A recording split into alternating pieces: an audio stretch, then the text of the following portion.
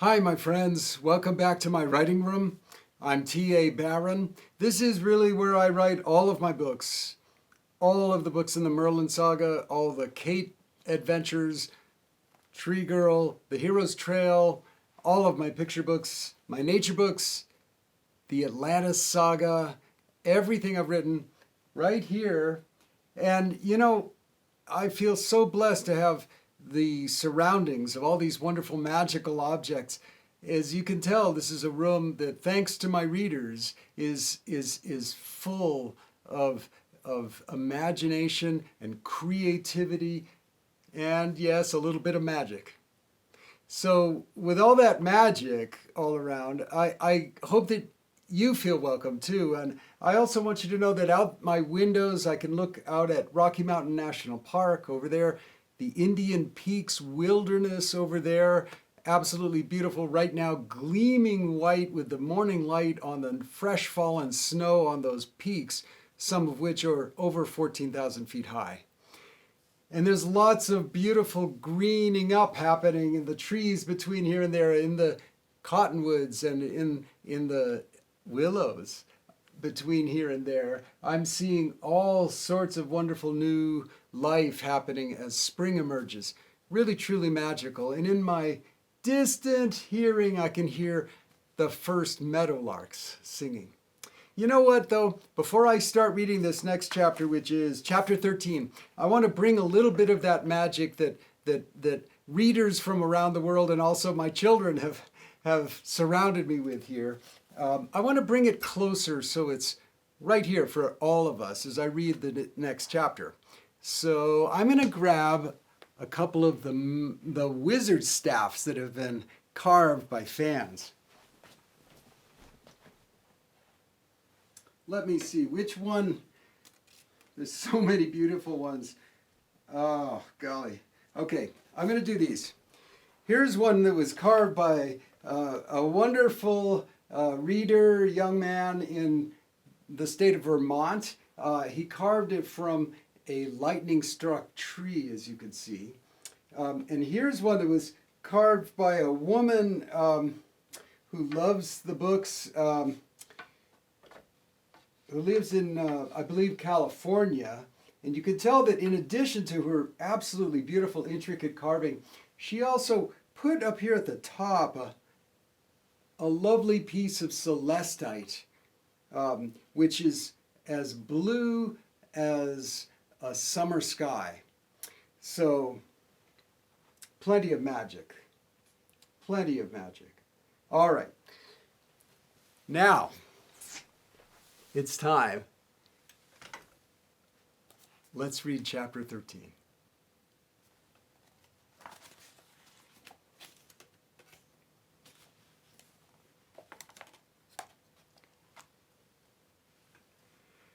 At last, the day arrived. Aye, and not too soon. Anna could hardly contain herself as she helped Master Melwyn get ready for his trip to the farthest reef.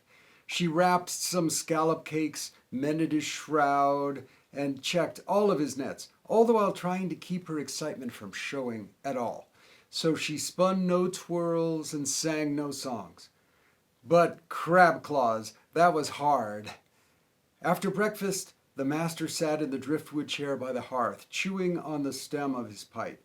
He blew a puff of greenish smoke and watched Anna closely.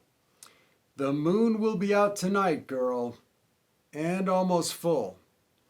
She looked up from the flask she'd been filling with water. Aye. And you recall what happened before that dreadful night?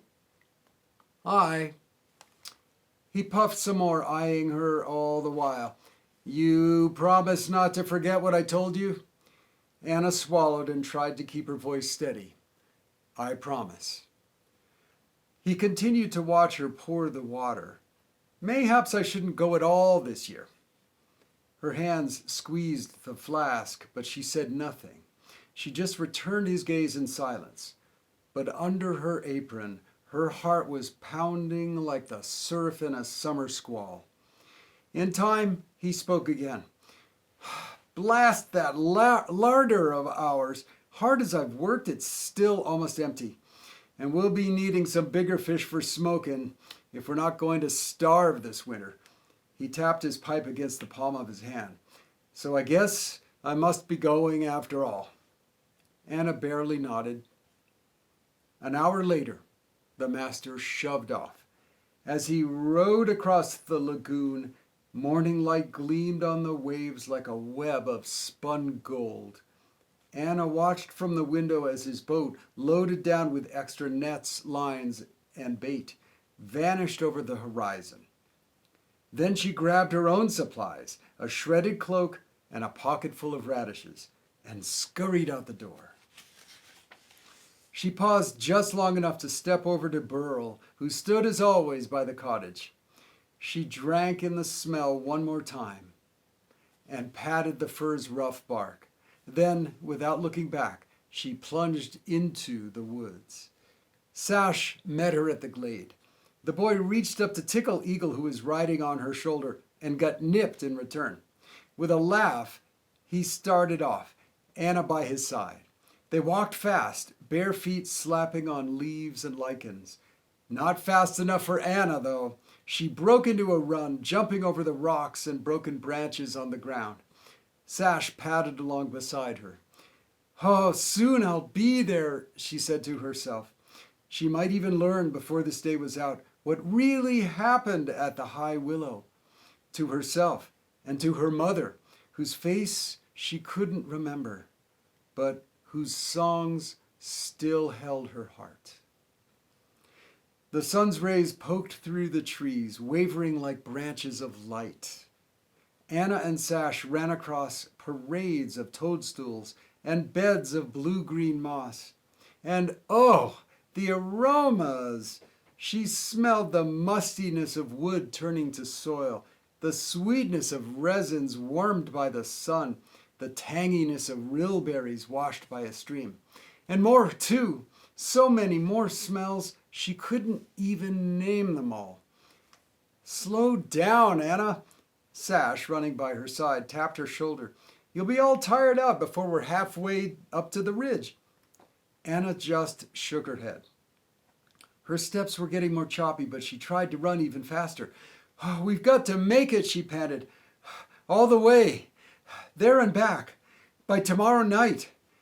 "We'll make it, but not if—" She tried to leap over a broken branch, but caught her foot and crashed to the ground. She rolled into some ferns. Sash bent over her. He pushed aside the ferns, not bothering to hide his smirk. "Are you ready to walk now?" "No, you old barnacle!" She stood and pulled some leaves out of her hair, and then she pulled Eagle out of the tangle of brush where he'd landed. "But I will, I guess." She elbowed Sash. "So long as you're sure we can make it." "I'm sure. That is, if you'll quit taking naps in the ferns." They set off again. Into the trees they plunged. Trees with more shapes and sizes and colors than Anna had ever dreamed possible. So many different kinds. Even their shadows were different. Tall and pokey for pines, soft and round for rowans, dark and patchy for hawthorns. How could she have ever thought of the forest as a single thing? It might have seemed that way from the shore, all right, but no. The forest was really more like a village of trees. And everyone who lived there was different from all the others, just as old Burl was different from that silver beech at the glade. There stood an ash tree, holding a family of raccoons with star-bright eyes. And there, a young elm swaying gracefully as they strode past. It didn't just carry its leaves, but wore them, as a dancer would wear a shimmering gown. Beyond stood a spruce tree, its trunk stooped and bent, its branches sweeping the ground. Oh, and over there, an ancient oak, spreading great arms over the saplings that grew at its roots. What path they followed, Anna couldn't tell, if there was a path. Sash seemed to see one, though, or at least a sense where they were going. In time, Anna started to notice other things too. Branches on every side that snapped and creaked and groaned, leaves that rustled like someone's raspy breath. Oh, and cries, strange and haunting, that echoed through the trees.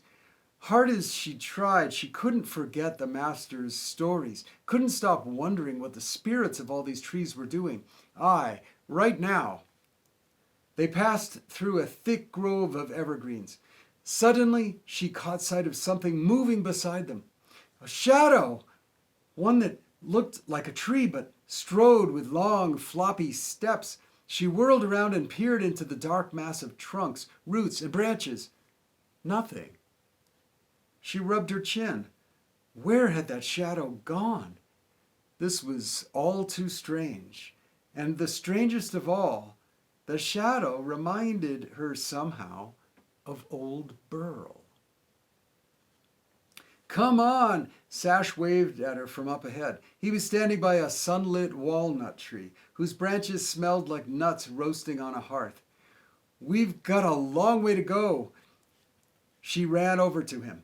Right away they set off again, and they continued, never slowing, across ground muddy and dry, steep and flat, sunlit and shadowed. Before long, Anna noticed something new. As the day went on, the trees grew quieter, much quieter. A hush came over the forest, filling it like a mist.